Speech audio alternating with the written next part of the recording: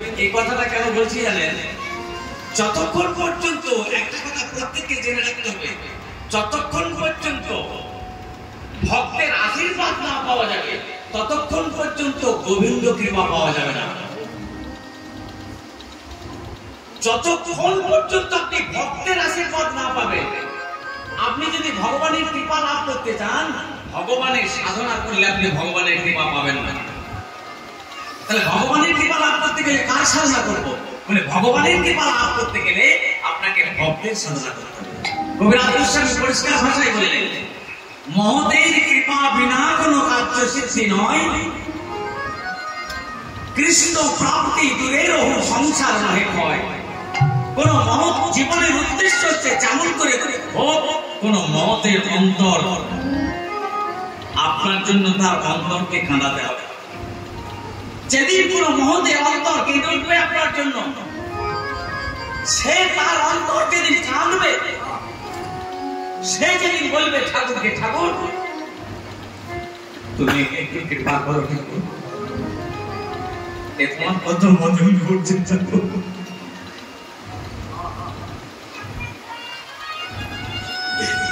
এই কথাটা যদি আপনার হয়ে গিয়ে বলবেন, ততদিন ভগবান কৃপা করতে অক্ষম। যেমন করে হোক সারা জীবনের উদ্দেশ্য হচ্ছে কোন মহতের অন্তর আপনার জন্য কাঁদানো। আপনারা আপনারা ভক্ত, প্রাণ ধরে আমাকে আশীর্বাদ করবে। আপনারা যদি আশীর্বাদ করেন, আপনাদের আশীর্বাদ নিশ্চয় আমার উপর ঢলে যাবে। প্রাণ ধরে আশীর্বাদ করবেন। আজকে কি হয়েছে? ভাদ্র শুক্লাষ্টমী তিথি, বিশাখা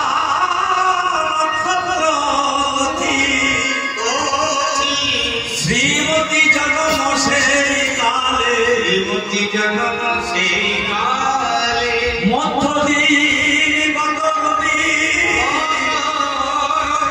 দেখিয়া বালিকা ছবি, জয় জয় দেয় শুক্লাষ্টমী তিথিতে, বিশাখা নক্ষত্র তিথিতে শ্রীমতী জন্ম নিলেন। সূর্যদেব প্রার্থনা করেছিলেন ভগবানের কাছে যে আমি রাধারানীকে যেন কন্যা রূপে পাই। আমি রাধারানীকে যদি কন্যা রূপে পাই, ভগবানকে চাওয়ার এক বিশেষ কৌশল, রাধারানীকে যদি আমি কন্যা রূপে পাই তাহলে কি হবে? তোমাকে পেতে আমাকে আলাদা করে চলতে হবে না। রাধারানীকে যদি আমি বেঁধে রাখতে পারি, তুমি আমার ঘরে বাঁধা থাকবে আপনার আপনি। তাই গৌর ভক্তের দাস। তাই রাধারানীকে কন্যা রূপে পাওয়ার মানুষ করেছিলেন, গোবিন্দের কাছে প্রার্থনা করেছিলেন। ওই সূর্যদেব দাপর যুগে বৃষভানু রাজা হলেন। বৃষভানু রাজা কিন্তু সূর্যদেব। এই বৃষভানু রাজার ঘরে তিনি প্রার্থনা করেছিলেন, শ্রীমতীকে রাধারানীকে আমি কন্যা রূপে পাই। জন্ম নিলেন কবে? ভাদ্র মাসে শুক্লাষ্টমী তিথি, বিশাখা নক্ষত্র তিথি, শ্রীমতী জন্ম সেই কালে। তবে মনে রাখতে হবে, রাধারানীর জন্ম বা শ্রীকৃষ্ণের জন্ম আমাদের মতো শুক্র শনিতে জন্ম না নয়। এদের জন্ম লীলা হয় না, এদের আবির্ভাব লীলা। আবির্ভাব লীলা মানে আবির্ভূত হলে পাত্র ওই সত্যজাত দেহরূপে তিনি আবির্ভূত হলেন। আমাদের মতো মাতৃগর্ভ থেকে তিনি প্রকাশিত হননি। আমাদের মতো শুক্র শনিতে ভগবানের বা রাধারানীর জন্ম নয়। সেই জন্য জন্মলীলাকে আবির্ভাব লীলা বলা হয়। ভগবান রাধারানী লীলা রস আস্বাদনের জন্য জন্মলীলা না হলে বাৎসল্য রসের পরাকাষ্ঠা আস্বাদন হয় না। প্রেম রস নিঃশ্বাস করিতে আস্বাদন, এই রসের নিঃশ্বাস আস্বাদন করার জন্য তার জন্মলীলা। মানে ধরুন একটা, আমাকে আমার মা ভালোবাসে, তো আমাকে আমার মা আমাকে ভালোবেসে মায়ের মনে যে আনন্দ হয়, আমার মনে যে আনন্দ হয়, বাৎসল্য রসের আনন্দ হয় বটে, কিন্তু নির্যাস তার আস্বাদন হবে না। আমাকে ভালোবেসে আমার মায়ের বাৎসল্য রসের নির্যাস আস্বাদন হবে না। একটা ছোট্ট ছেলেকে ভালোবেসে তার মুখে মা বা আধো আধো কথা শুনে মা বাবার মনে বাৎসল্য রসের যে আনন্দ ধারা প্রবাহিত হবে, একটা কিশোর বয়সের ছেলেকে ভালোবাসলে বাৎসল্য রসের সেই আনন্দ প্রবাহিত হবে না। তাই অনাদিকাল থেকে তিনি কিশোর স্বরূপ আছেন গোলক লীলায়। তিনি মনে মনে ভাবলেন আমি বাৎসল্য রসের সমস্ত রসের পরাকাষ্ঠা আস্বাদন করব। এই যে বাৎসল্য রসের পরাকাষ্ঠা আস্বাদনের জন্য রাধারানী এবং গোবিন্দের জন্মলীলা অবতারণা করলেন। এই জন্মলীলাটা তাদের আবির্ভাব লীলা। তাই শ্রীমতী জন্ম সেই কালে যেই বৃষভানুপুরের রাধারানীর জন্ম হয়েছে, অমনি কি হয়েছে সারা বৃষভানু ঘরে প্রত্যেকটা ঘরে ঘরে আপনা আপনি তাদের প্রত্যেকটা জনার মনে আপনা আপনি আনন্দ হচ্ছে। প্রত্যেকটা ঘরে ঘরে যেন আনন্দ উৎসব, প্রত্যেকের মনে যেন আনন্দ। ওগো বৃষভানু ভোরে ওপরে কি আনন্দ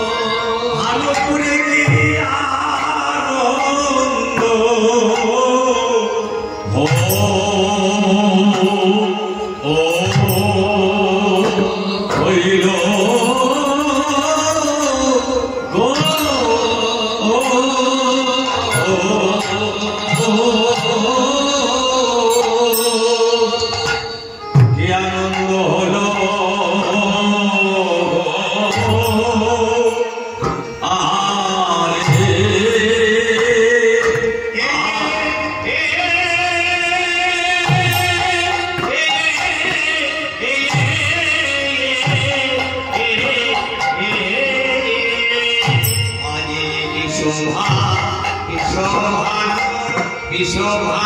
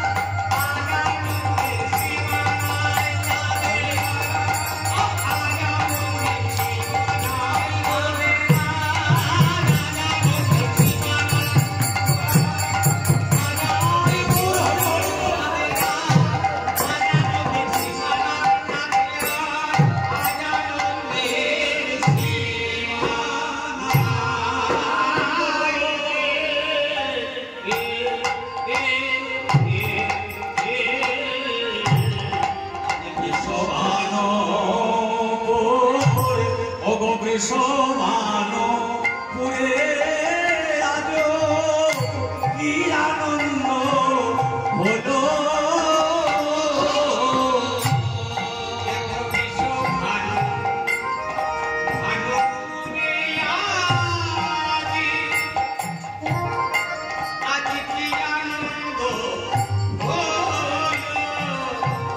ভাগ্যবতী কীর্তিদা তুহিতা প্রসবিল ভাগ্যবতী কীর্তিদা তুহিতা প্রসবী। ভাগ্যবতী বিশ্বভানু রাজার স্ত্রীর নাম হচ্ছে কীর্তিদা, রাধারানীর মায়ের নাম কীর্তিদা। তাই কীর্তিদা কি করলেন না দুহিতা প্রসবিল, কন্যা সন্তান প্রসব করেছে। এই খবর যারা পেয়েছে তাদের মনে আনন্দ, যারা খবরটা পায় নাই তাদের মনে আনন্দ। কেমন কন্যা সন্তানটা কেমন হয়েছে? ধীরবি চলি যিনি অঙ্গের বর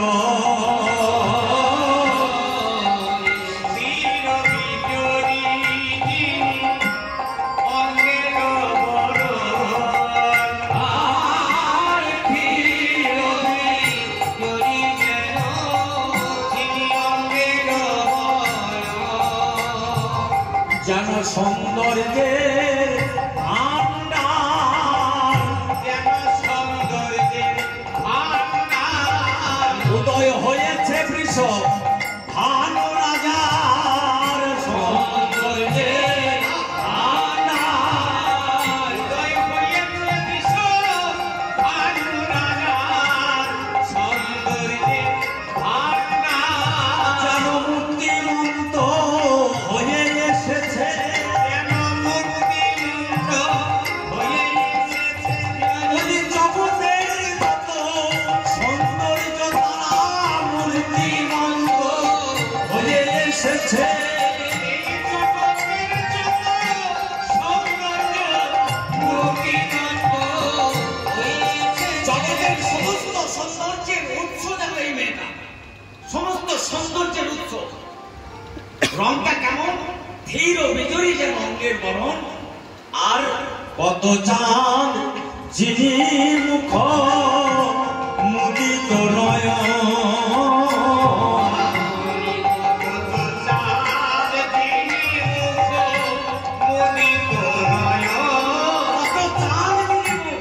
কিন্তু অন্ধ মেয়ে যে জন্ম নিয়েছে সে মেয়েটা অন্ধ। কত চাঁদ যিনি মুখ বলে অদ্ভুত করা বিধির সৃজন, অদ্ভুত করা বিধির সৃজন, অদ্ভুত করা বিধির সৃজন। বলে এই দুহিতার অন্ধ নয়ন অদ্ভুত করা বিধির সৃজন, এই পিতা অন্ধনয়ন। বিধির পরামতি অদ্ভুত সৃজন। কেন এত সুন্দর কন্যা কিন্তু নয়ন দুটি অন্ধ। বুঝে কিছু রহস্য আছে, রহস্য আছে, কিছু রহস্য আছে। বলে আখি মুদে আছে, বুঝি কিছু রহস্য আছে। আখি মুদে আছে, বুঝি কিছু রহস্য আছে। যে অন্ধ তার এত সৌন্দর্য থাকছে না, তাহলে কিছু একটা রহস্য আছে। অন্ধ যদি তাহলে সমস্ত সৌন্দর্যের ভান্ডার কেন বলা হচ্ছে? তাহলে বুঝি কিছু রহস্য আছে, বুঝি কিছু রহস্য আছে। অত চাঁদ যিনি মুখ মুদিত নয়ন। এইবার বৃষভানুপুরে সমস্ত প্রজারা দেখতে আসে, সবাই দেখতে আসছে, নানা যৌতুক নিয়ে এই মেয়েটাকে দেখতে আসছে। আর আসছে কারা? দেবে কন্যা আসে যত ব্রাহ্মণীর বেশে। দেবে কন্যায় আসে যত ব্রাহ্মণীর বেশে। দেবে কন্যায় আসে যত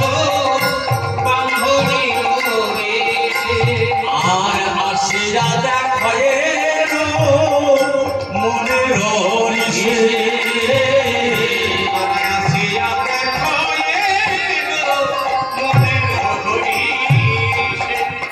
যারা দেব নারী দেবতার নারী যারা দেবাঙ্গনা তারা ব্রাহ্মণীর বেশে আসছে বলি অন্য কোন উপায়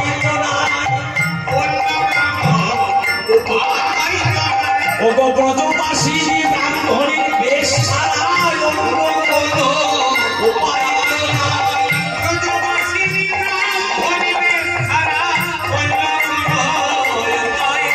বলে রাধারানীর বদন দেখিবার দেখো অন্য কোন উপায়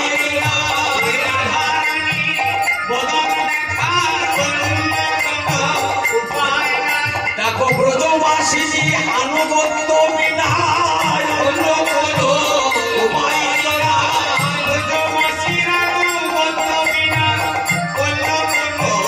উপায় দেবনারীরা ব্রাহ্মণীর বেশ ধরে দেখতে আসছে বৃন্দাবনের কেউ বুঝতে পারছে না এরা বৃন্দাবনের নয় কত দেব দেবাঙ্গনা তারা রাধারানীকে দেখতে আসছে আর কি হয়েছে এবার যোগের মায়া আসিয়া কহিল যশোদারে এবার যোগে মায়া আসিয়া কহিল যশোদারে যশোদাকে বলল যশোদা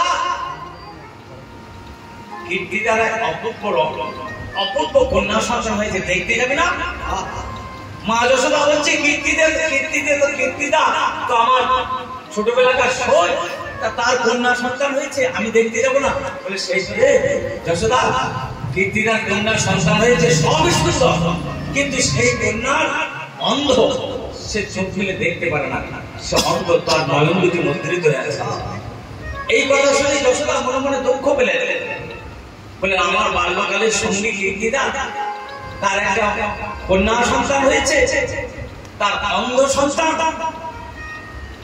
যোগমায়া মাকে বলছেন বড়িমাকে বলছেন বড়িমা আমি দেখতে যাব এইবার পুত্র বলে লইয়া রানী যাই দেখিবারে পুত্র বলে লইয়া রানী যাই দেখিবারে পুত্র লইয়া যাইয়া যাই দেখিবারে কি করলেন তার গোপালকে কোলে নিয়ে কীর্তিদারকে কন্যা সন্তান হয়েছে সেই কন্যা সন্তানকে দেখতে এলেন যেমন এসে পুত্রকে কোলে নিয়ে এসে দাঁড়িয়েছে সামনে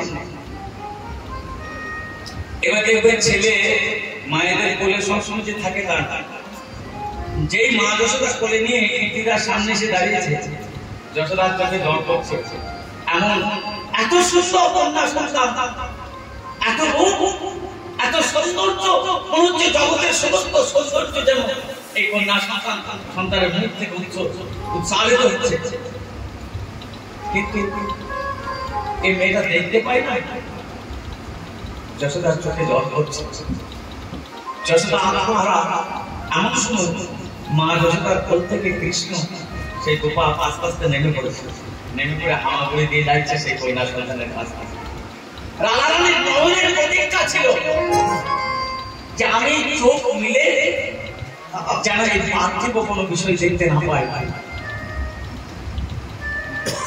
যে নয়ন গোবিন্দ ভজন দর্শন করে না সে নয়নে কিবা কাজ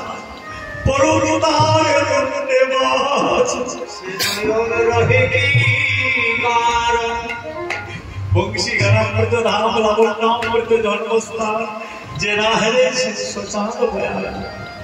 যে নয়ন গোবিন্দ পদন্ত রাধারানীর নয়নের প্রতিজ্ঞা ছিল যে আমি যখন প্রথম নয়ন বের করবো এই জাগতিক কোন বিষয় জাগতিক কোন বস্তু যেন আমাকে চোখে দেখতে না হয় রাধারানীর নয়ন মুদ্রিত হয়ে আছে যেই গোবিন্দ কোল থেকে নেমেছে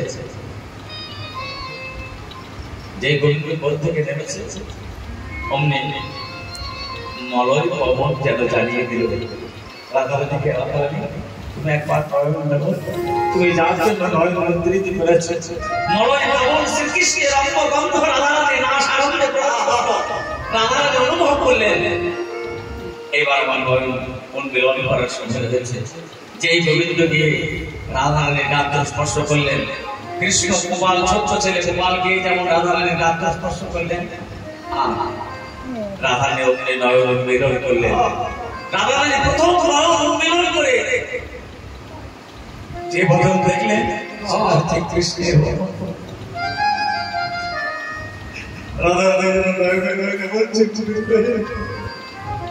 তুমি এসেছো,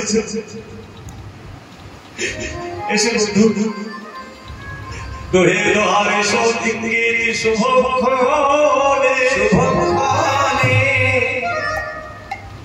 যদুনন্দন দাস ভনে নবপূর্বরাগ ভনে, এই যদুনন্দন দাস নবপূর্বরাগ ভনে। তাহলে যে এ যেন নয়নে নয়নে এ যেন পহিলই মিলনে রে, যেন পহিলই মিলনে রে, পহিলই মিলনে রে, পহিলই মিলনে রে, বলি দিনে দিনে মার মারবে, পহিলই মিলনে রে, দিনে মারিবে, পহিলই মিলনে রে, মার দিনে দিনে মারি, বলবে রবধি কেউ না পাবে, দিনে দিনে মারিবে, রবধি কেউ না পাবে, দিনে দিনে মারিবে, পহিলই মিলনে রে। এই রাধারানীর সঙ্গে গোবিন্দের নয়নে নয়নে প্রথম মিলন হলো। এইবার গোবিন্দ চলে গেলেন আবার মায়ের সঙ্গে, রাধারানী রয়ে গেলেন বৃষভানুপুরে তার বাবার বাড়িতে। রাধারানী আস্তে আস্তে বড় হলেন। রাধারানীর খুব অল্প বয়সে অষ্টম বর্ষীয় বালিকায় রাধারানীর বিবাহ হয়ে গেল। রাধারানীর বিবাহের পর রাধারানীর জীবনে অনেক ঘটনা ঘটেছে। তার মধ্যে তিনটি ঘটনা প্রধান। রাধারানী একদিন সখীদেরকে বললেন, সখীদের আমি এই দেখ আলাদা হলা গোয়ালিনী, আমার সংসার কোনো ইচ্ছা নাই। বলে কেন? বলে একা রাধারানী আমি তিনটি পুরুষকে ভালোবেসে ফেললাম এই বয়সে। বলে কাকে কাকে? বলে পহিলে শুনিনু ওই মনে সত্যি হরে কোজনে কইছে মুরলি আলাপ হয়ে, তোই খনে চিত হরে নীল কোজনে কইছে যমুনায় দরসার নবজল হরে দিদি কাকি। বলে একদিন আমি সাহেব নাম শুনলাম, সেই নাম শুনে আমি সেই নামীকে ভালোবাসলাম। একদিন আমি কদম্ব কানন থেকে বাঁশির শব্দ শুনলাম, সেই বাঁশির শব্দ শুনে আমি সেই বংশী বাদককে ভালোবাসলাম। আরেকটা পুরুষকে ভালোবেসেছি, তাকে না একদিন আমি যমুনায় জল আনতে গিয়ে কদমতলায় একটা অপূর্ব রূপের মানুষ দেখে এসেছি, তাকে ভালোবেসেছি। মহাজন বললেন, রাধারানী তোমার তিনজনের প্রতি ভালোবাসা যায় না, যা করো নাম মুরলী রব তা করো, সব হলো যমুনায় করো কাজ। তুমি যার নাম শুনেছ, তারই বংশী গান শুনেছ, তাকেই তুমি যমুনায় দেখেছো, তোমার তিনজনের ভালোবাসা যায় নাই। বিশাখাকে বললেন, বিশাখা তোর হাতে ধরে সেই তিনজন যদি একজনে হয় তবে আমার সঙ্গে তার মিলন করিয়ে দিব। বিশাখা বলল, নয় তুই এখানে বস, আমি দেখছি। এইবার বিশাখা গেলেন গোবিন্দের কাছে। গোবিন্দ বিশাখার হাতে ধরলেন, বলে বিশাখা আমি যাকে কালিয়ে দমনের দিনে দর্শন করেছি, আমি যাকে স্নানকালে দর্শন করেছি, আমি জানি না শেষে জানি না কি তার নাম, আমার সঙ্গে তার মিলন করিয়ে দাও। বিশাখা গোবিন্দকে বললেন, তুমি মাধবী কুঞ্জে বসো, আমি দেখছি রাধারানীর সঙ্গে তোমার মিলন করানো যায় কিনা। এইবার বিশাখা রাধারানীর কাছে এসে রাধারানীর কাছে এসে বললেন, রাত বলে হে সুন্দরী প্রেমের আগরি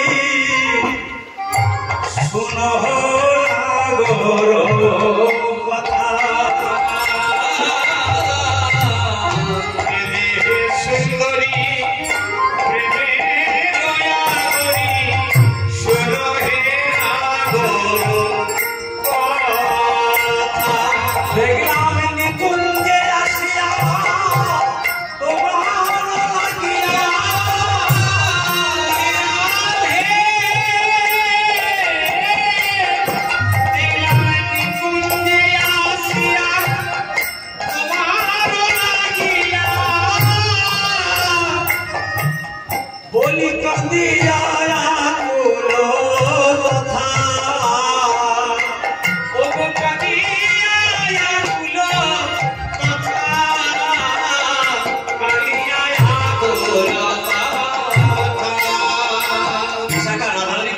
রাধারানী হেদে হে সুন্দরী প্রেমের আগরি শোনো নাগর কথা।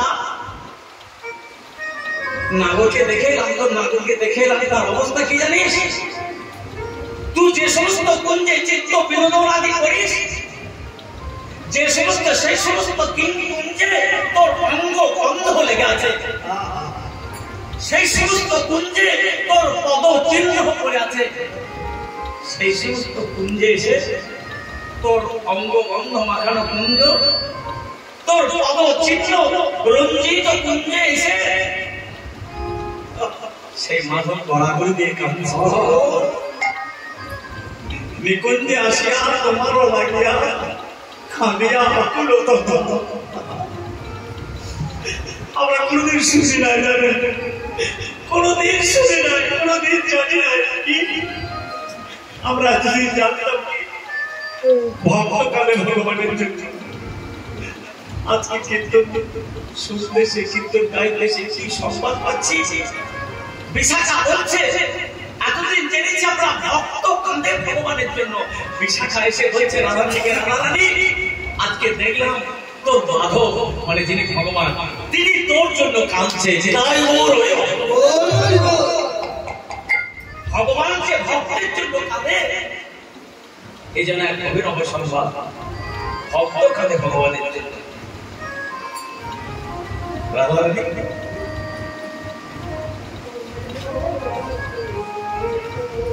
নিকুঞ্জে আসিয়া তোমার লাগিয়া কাঁদিয়া শুধু তাই নয়, রাই রাই করি ফুকরি ফুকরি পরয়ে ভূমির বদলে আমি দেখেলাম মুখে রাই রাই করি ফুকরি ফুকরি কাঁদিয়া ভূমির বদলে। এই সমস্ত পদাবলী খুব কম শোনা যায়, লক্ষ্য করুন প্রত্যেকটা পদাবলীর মধ্যে কত আকুলতা রয়েছে, ভগবানের কত ব্যাকুলতা আছে। রাই রাই করি কাঁদছে, রাই রাই করি ফুকরি ফুকরি পরয়ে ভূমির বদলে। রাই রাই করি ফুকরি ফুকরি পরয়ে ভূমির বদলে। বলি হরি মোর মরে, যে আমাকে দেখেছে জানিস রাধারানী, সে যেমন আমাকে দেখেছে, আমাকে দেখে তার এত বিশ্বাস হয়েছে জানিস, আমাকে দেখে আমার বলতে ধরেছে, ও হরি মোর মরে অহয়ে কাতরে কেমনে সে হরি দেবে। হরি মোর করে কহেছে কাতরে কেমনে সে হরি মেলে। হরি মোর করে কহয়ে কাতরে কেমনে সে হরি মেলে। আমাকে হাতে ধরেছে, আমাকে দেখে তার এত বিশ্বাস হয়েছে, আমি যেন তোর সঙ্গে তার মিলন করিয়ে দিতে পারবো। এই বিশ্বাসটা রাখতে হবে আমাদেরকে, এই বিশ্বাসটা রাখতে হবে। ভক্ত ভগবানের যে মাঝের জন মানে তিনি হচ্ছেন গুরুদেব। এই গুরুদেব ইচ্ছে করলে ভক্ত ভগবানের মিলন করিয়ে দিতে পারে। তার এত বিশ্বাস জানিস, আমার হাতে ধরেছে, ধরি মৌর পরে হয়ে কাতরে আমাকে হাতে ধরে বলছে, বিশাখা কেমন করে তার সঙ্গে মিলন হবে আমার হাতে ধরেছে। আমি তাকে কথা দিয়েছি রাধারানী, বলে অতেও আইনো আমি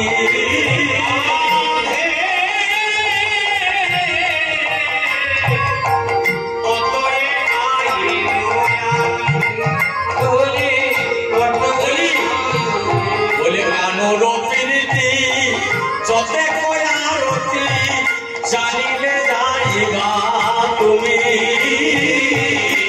কানোর প্রীতি যতে কয়ারতি জানিলে যাইবা তুমি। আর কানোর প্রীতি যতে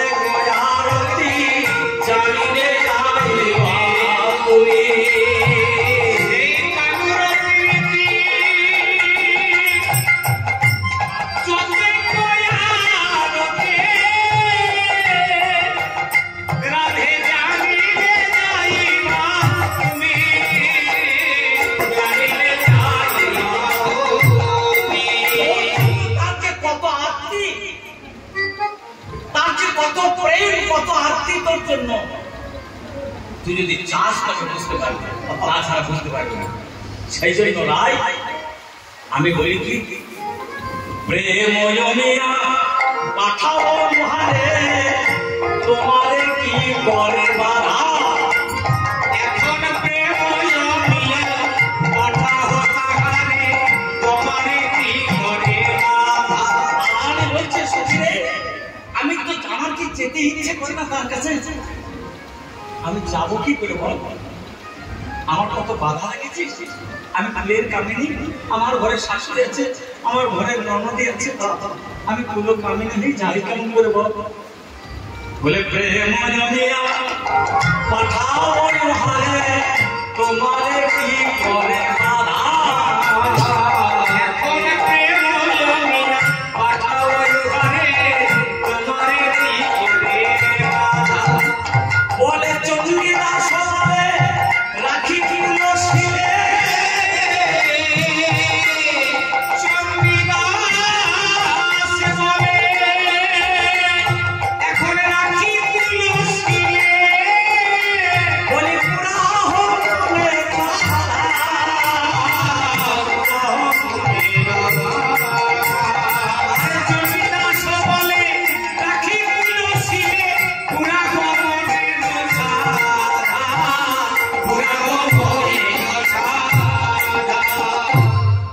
চণ্ডীদাস বলে রাখি কুলো শিলে, পুরাহ মনের সদা। তুই কুলের কথা ভাবছিস, এই কুল ধর্মের কথা ভাবছিস। ধর্ম আচরণ করে মানুষ কি জন্য? মানুষ ধর্ম আচরণ করে কি জন্য? গোবিন্দকে পাওয়ার জন্য। ও মায়েরা, আপনারা যে পুজো করেন, আপনারা যে ব্রত করেন, আপনারা উপবাস করেন, যজ্ঞ করেন ইত্যাদি, এই জন্য এগুলো মানুষ কি করে? এই যে ধর্ম আচরণ কি করে, কি জন্য করে মানুষ? গোবিন্দকে পাওয়ার জন্য তো ধর্ম আচরণ। তাহলে যদি কেউ গোবিন্দকে পেয়ে যায়, সে তার ধর্ম আচরণ করতে যাবে না। কথাটা বোঝা গেল নাকি? দেখেন, আপনি কলকাতা যাননি, তাহলে আপনার কলকাতা কিভাবে যেতে হয় আপনি যারা কলকাতা গিয়েছেন তাদের কাছে জানবেন। আপনি কলকাতা যাননি, আমি কলকাতা গিয়েছি, তাহলে আপনাকে জানতে হবে আমার কাছে এই কলকাতা যেতে গেলে কিভাবে যেতে হবে, কোন পথ দিয়ে যেতে হবে, কেমন করে যেতে হবে, নাকি? কিন্তু কলকাতাতে পৌঁছে গেছে, সে তো জানতে চাইবে না কলকাতা কোন দিকে যেতে হয়, সে তো কলকাতা চলে গেছে। তাই সমস্ত ধর্মাচরণ গোবিন্দকে পাওয়ার জন্য। আর যদি গোবিন্দকেও পাওয়া যায় তাহলে ধর্মাচরণ, গোবিন্দকে যদি পেয়ে যায় তাহলে ধর্ম আচরণ করবো কিন্তু। তাহলে সেই জন্য বলছে চণ্ডীদাস বলে রাখি কুলো শিলে, ওরাও মনের সাধা।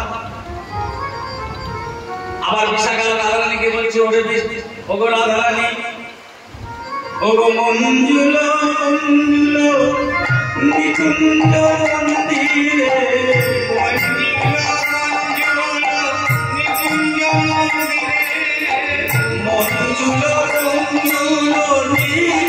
মন্দিরে,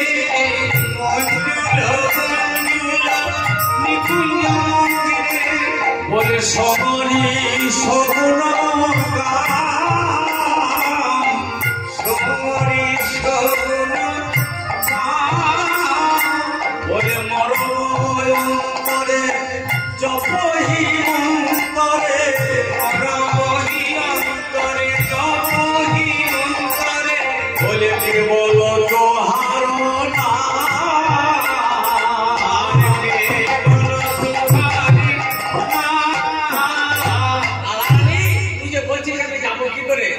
সব বাদ দে। সুন্দরী তেজ কপট ছন্দ, তেজ কপট ছন্দ, তেজ কপট ছন্দ, তেজ কপট ছন্দ, বলি মদন হিলালে কবি কুন্দল,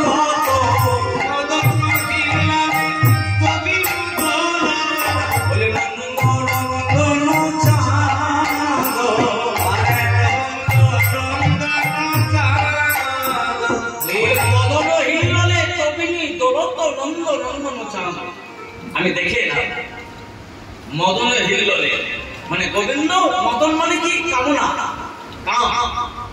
বলে কামনার পানে সে জর্জরিত হয়ে গেছে। তবে গোবিন্দের কামনা এই জাগতিক জীবের মতো নয়। গোবিন্দের কামনাটা কি?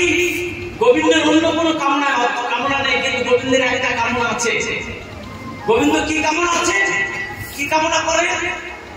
গোবিন্দ গোস্বামী বলছেন কৃষ্ণ তাহা বাঞ্ছে। কৃষ্ণ একটা কামনা করে, একটা বাঞ্ছা করে। কি বাঞ্ছা করে, কি কামনা করে? বলে যাহা বাঞ্ছে হৃদিত, হৃদিতের বাঞ্ছা বিনা কৃষ্ণের অন্য নাহি কৃত্য।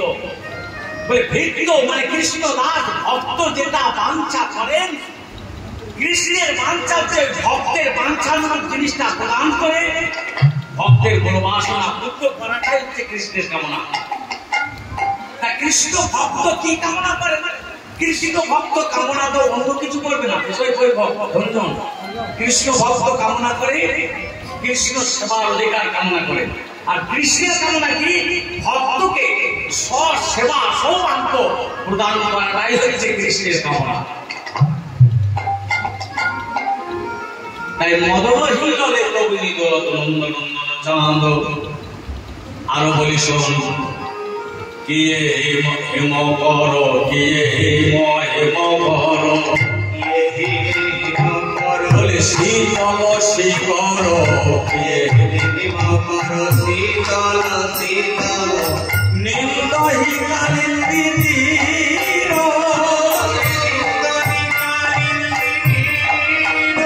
বলে সরস চন্দনে পরশে মোর ছাওয়া, সরস চন্দনে পরশে মোর ছাওয়া, বলে সজল জল চির, বলে সজল জল চির, বলে দিয়ে হিমকর, হিমকর মানে চন্দ্র, হিম কিরণ যার চন্দ্র, চন্দ্রের কিরণের নিচে দাঁড়াচ্ছে, চন্দ্রের জ্যোৎস্নার নিচে দাঁড়াচ্ছে, তার গা জ্বালা করছে, দিয়ে হিম করো, শীতল শিকর, শিকর মানে বৃষ্টি, বৃষ্টির জলে দাঁড়াচ্ছে, তবু তার গায়ে জ্বালা নিচ্ছে না।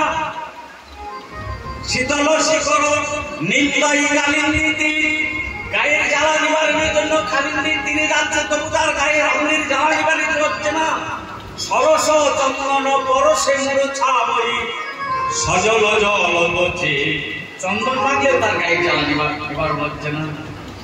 আমি বলি সব রাধারানী আরো দেই নাম তোর মাধবের দশা, কব কব ভয় ছদ,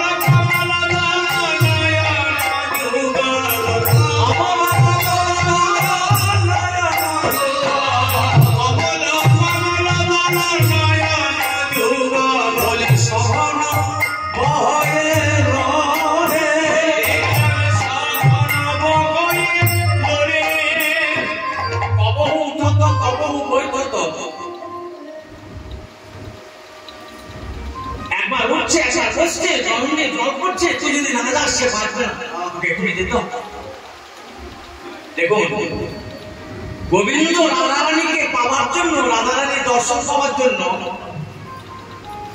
সাধনা করছে কুঞ্জে। রাধারানীর কৃপা শুধু মানুষ তো করছে। আপনারা লক্ষ্য করেছেন রাধারানীর কৃপা পাওয়ার জন্য গোবিন্দকেও সাধনা করতে হচ্ছে। রাধারানীর কৃপা পাওয়ার জন্য গোবিন্দকে ইচ্ছে করলে রাধারানীকে কাছে আনতে পারেন, আরে না গোবিন্দকে ইচ্ছে করলে সবকিছু পারেন নাকি? তার ইচ্ছে করলে রাধারানীকে কাছে কুঞ্জে নিয়ে আসতে পারেন, ইচ্ছা মাত্র রাধারানী কুঞ্জে চলে আসতে পারেন, কিন্তু তা পাচ্ছেন না কেন? না ভগবান এই জায়গায় দুর্বল হয়ে যায়, ভক্তের প্রেম ভগবানকে দুর্বল করে দেয়। ভগবান এই জায়গায় তার ভগবানতা বিস্মৃত হয়ে যায়, ভক্তের প্রেম ভগবানের ভগবানতাকে দুর্বল করে দেয়। এইটাই ভগবানের মাধুর্য। কবিরাজ গোস্বামী বলেন মাধুর্য ভগবত্তা সার ব্রজে করিল প্রচার যাহা সুখ ব্যাসের সুন্দর। এইটাই ভগবানের মাধুর্য। কোনটা মাধুর্য? যিনি 7 দিন 7 রাত গিরি গোবর্ধন ধারণ করে আছেন সেই ভগবান 7 দিন 7 রাত গিরি গোবর্ধন ধারণ করা সত্ত্বেও তার মা যখন চুল বাঁধা ফিতে দিয়ে বেঁধেছে সে ফিতেটা কাটতে পারছেন না। যে ভগবান 7 দিন 7 রাত গিরি গোবর্ধন ধারণ করতে পারেন সেই ভগবানটা সামান্য দড়িটা ছিঁড়তে পারছেন না। মা যে বেঁধেছে ভগবানকে, এইটা হচ্ছে ভগবানের মাধুর্য। যিনি যত বিরাট তিনি তত ছোট, যিনি স্বয়ং ভগবান যিনি বিস্তৃত হয়েছেন।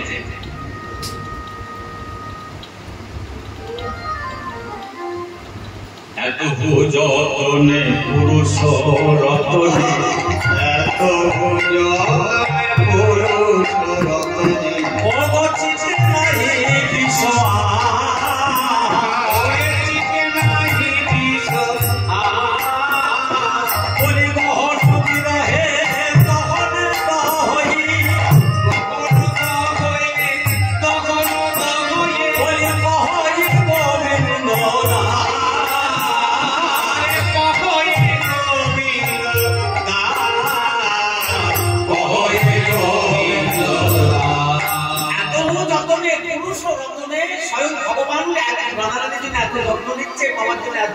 উন্মত্ত হয়েছে। চিন্তে নাহি বিশ্বাস অনুপ্রাস অলঙ্কার দিচ্ছে দেখুন গোবিন্দ দাস।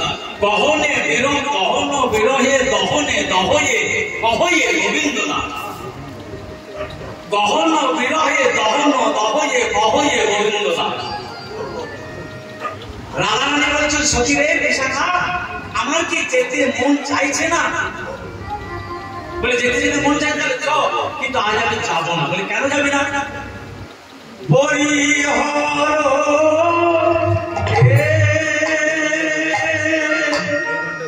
এ সখী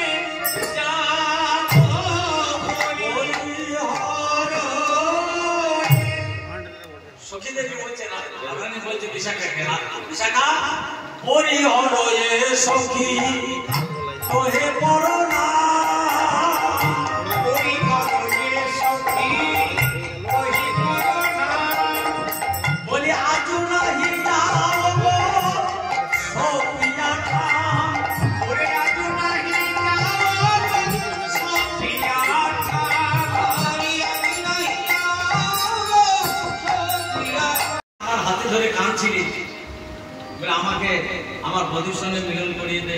কত কেঁদেছিস আমার হাতে ধরে, আমি তোর বন্ধুকে বুঝিয়েছি যে মধুকুঞ্জে বিশ্রাম করতে বলে এসেছি, আমি তোকে নিতে এসেছি, এখন যাবো না বলছিস কেন?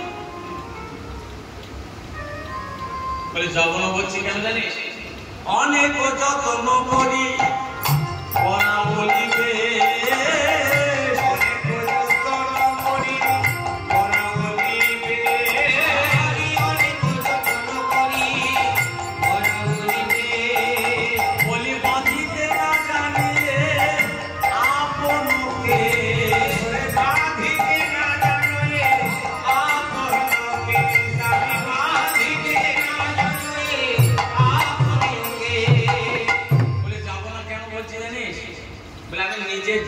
নিজে বাঁধতে জানি না, অনেক যত্ন করে আমাকে তোরা সাজিয়ে দিয়েছিস, অনেক যত্ন করি, অনেক যত্ন করি করাউনি বেশ, বাঁধিতে না জানিয়ে আপন কেস।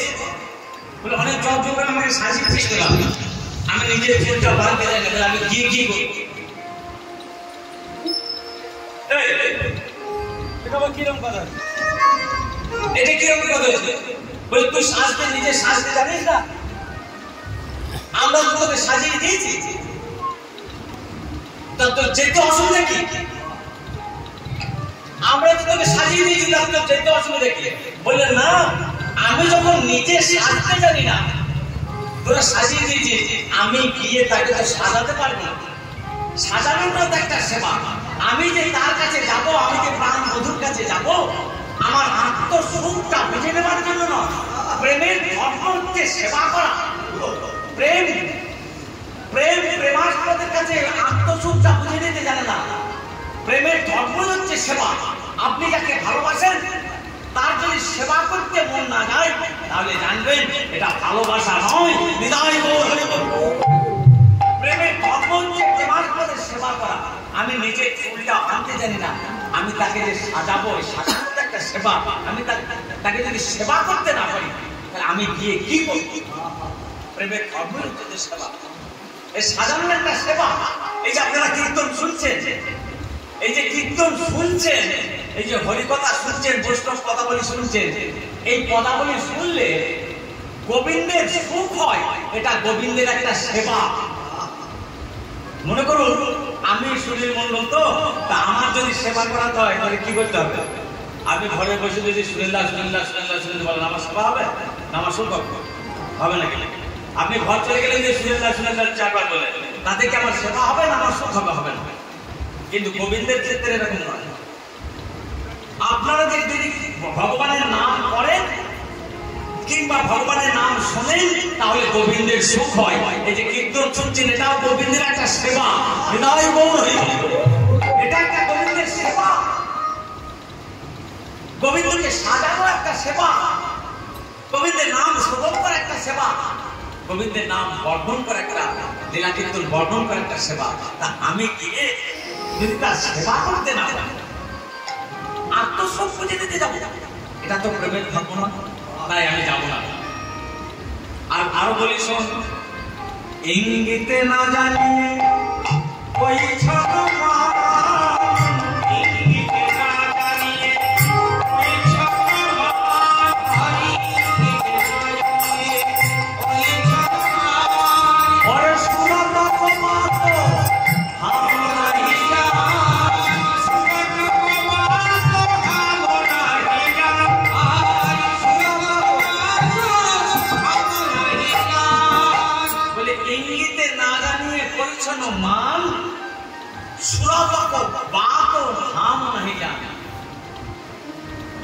মানে আমি ভালো